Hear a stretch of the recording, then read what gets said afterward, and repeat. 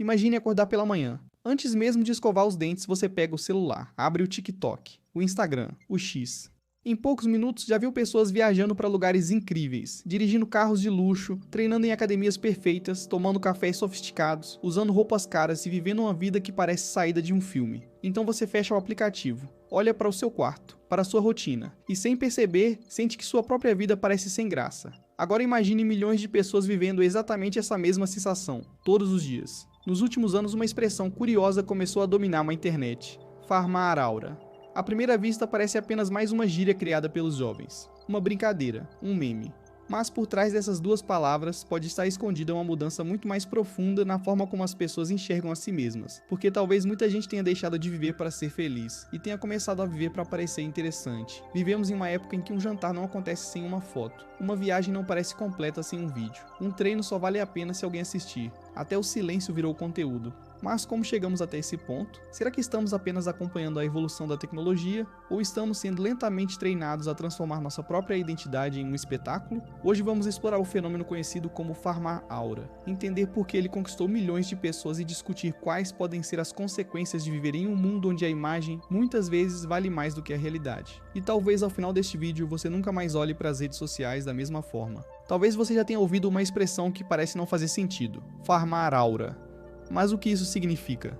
A expressão nasceu nas redes sociais e é usada para descrever alguém que tenta aumentar sua presença, seu respeito ou sua imagem diante dos outros. É fazer algo parecer mais impressionante do que realmente é, entrar em um lugar de determinada maneira, usar uma roupa específica, mostrar dinheiro, exibir uma conquista, fazer uma atitude calculada para parecer confiante, poderoso ou interessante. Em resumo, é construir uma imagem, e isso não é exatamente algo novo. Ser admirado sempre fez parte do comportamento humano. A diferença é que antigamente essa imagem era construída diante de dezenas de pessoas. Hoje pode ser construída diante de milhões. E existe algo ainda mais curioso. Muitas vezes a pessoa nem percebe que está fazendo isso. Ela simplesmente começa a pensar: como isso vai parecer para os outros? E essa pequena pergunta pode mudar completamente a maneira como alguém vive. Porque quando tudo começa a ser feito para parecer alguma coisa, a vida deixa de ser apenas vivida. Ela começa a ser apresentada. Durante milhares de anos, ninguém precisava provar para milhões de desconhecidos que estava vivendo uma vida interessante. Você trabalhava, criava sua família, encontrava amigos, conquistava alguma coisa. E essas experiências permaneciam principalmente entre as pessoas próximas. Hoje é diferente. Uma conquista pode ser filmada, uma viagem pode ser publicada, uma refeição pode virar conteúdo, uma discussão pode virar entretenimento. Até um momento de silêncio pode ser transformado em vídeo. A vida ganhou uma plateia. E quando existe uma plateia, surge naturalmente uma preocupação. O que ela está pensando? É aí que começa a transformação. A pessoa deixa de perguntar apenas: eu gostei disso? E começa a perguntar: isso vai causar impacto? Essa diferença parece pequena, mas muda tudo, porque agora cada escolha pode ser avaliada pelo potencial de gerar aprovação. A roupa, o carro, o lugar frequentado, a profissão, os relacionamentos, até a maneira de falar. A vida real começa a competir com a imagem idealizada da internet, e essa competição não tem fim. Existe algo que diferencia profundamente a geração atual das anteriores. Ela cresceu sendo observada. Desde muito cedo, crianças e adolescentes aprenderam que qualquer momento pode ser registrado. Uma foto, um vídeo, uma postagem, um comentário, e isso criou uma habilidade que gerações anteriores praticamente não precisavam desenvolver. A capacidade de performar para uma câmera. Não significa necessariamente fingir, significa aprender a controlar a própria imagem. Saber qual ângulo usar, qual expressão fazer, qual roupa mostrar, o que publicar e principalmente o que esconder.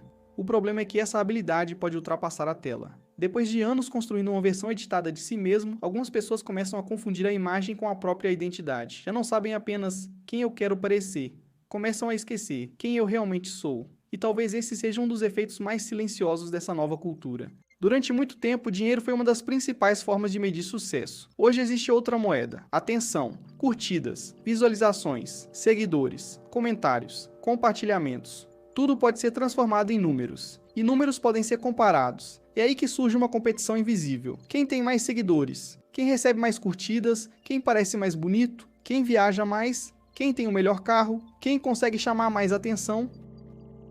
A pessoa começa a receber pequenas doses de aprovação. Uma curtida, depois 10, depois 100.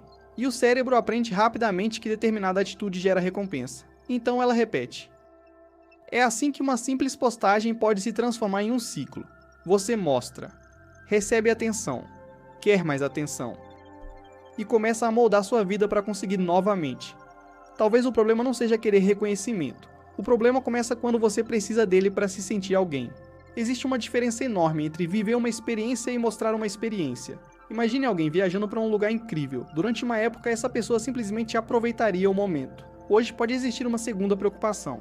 Como isso vai ficar no vídeo? E isso muda a experiência. O restaurante precisa ser bonito, o hotel precisa aparecer, a roupa precisa combinar, a foto precisa parecer espontânea. Até a espontaneidade pode ser planejada. É uma contradição curiosa. Quanto mais tentamos mostrar uma vida perfeita, mais artificial ela pode parecer. E existe outro problema. A internet mostra apenas pequenos fragmentos da vida das pessoas. Você vê o carro novo, não vê as parcelas, vê a viagem, não vê os meses economizando, vê o sucesso, não vê os fracassos. Comparamos nossa realidade inteira com os melhores 5 segundos da realidade de outra pessoa, e quase sempre perdemos essa comparação. A comparação sempre existiu, mas nunca tivemos tanta gente para comparar. Em poucos minutos você pode observar milionários, atletas, influenciadores, empresários e pessoas vivendo em lugares completamente diferentes. O problema? Você não está vendo a vida delas, está vendo uma seleção da vida delas. Mesmo assim o cérebro compara. Ele tem mais dinheiro, ela é mais bonita, ele já conseguiu.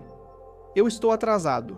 Aos poucos, aquilo que antes parecia suficiente começa a parecer pouco. Um carro deixa de ser motivo de orgulho porque alguém tem um melhor. Uma viagem perde o encanto porque outra pessoa foi para um lugar mais caro. Uma conquista parece pequena porque alguém conseguiu algo maior. E assim nasce uma corrida sem linha de chegada. Sempre haverá alguém acima, mais rico, mais bonito, mais famoso, mais admirado, mais aura. Talvez essa seja a parte mais perigosa. Uma competição sem vencedor. O problema aparece quando a necessidade de parecer começa a interferir na vida real. A ansiedade aumenta, a autoestima passa a depender da aprovação, o silêncio fica desconfortável, momentos comuns parecem insuficientes, e algumas pessoas começam a sentir que precisam estar sempre fazendo alguma coisa interessante, porque simplesmente existir parece pouco. Existe também uma contradição. Nunca estivemos tão conectados, mas isso não significa que estejamos mais próximos. Centenas de contatos podem existir na tela enquanto relações verdadeiramente profundas continuam raras. E quando a aprovação digital se torna importante demais, uma simples publicação que não recebe atenção pode parecer uma rejeição. É nesse momento que precisamos entender. Curtidas não são autoestima, seguidores não são amizade, visualizações não são propósito, e aparência não é identidade. O perigo não está necessariamente em usar redes sociais, está em permitir que elas determinem o nosso valor.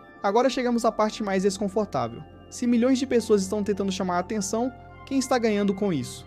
As plataformas. A economia da internet depende da atenção. Quanto mais tempo você permanece conectado, mais dados são produzidos e mais oportunidades existem para exibir publicidade e conteúdo. Por isso, os algoritmos aprendem seus hábitos, o que prende sua atenção, o que provoca sua curiosidade, o que causa indignação, o que faz você continuar rolando. E quanto melhor o sistema conhece você, mais eficiente fica em manter você ali. Isso não significa que exista uma conspiração secreta controlando cada usuário. É algo muito mais simples. O sistema foi construído para competir pela sua atenção. E PharmaAura se encaixa perfeitamente nesse ambiente, porque quanto mais pessoas tentam parecer interessantes, mais conteúdo é produzido. Quanto mais conteúdo é produzido, mais tempo passamos consumindo. E quanto mais consumimos, mais a máquina cresce. Talvez a pergunta não seja, por que as pessoas querem tanta aura? Talvez seja, por que existe um sistema inteiro incentivando todos nós a buscar atenção? No final, PharmaAura pode parecer apenas uma brincadeira, e talvez em muitos casos seja mesmo.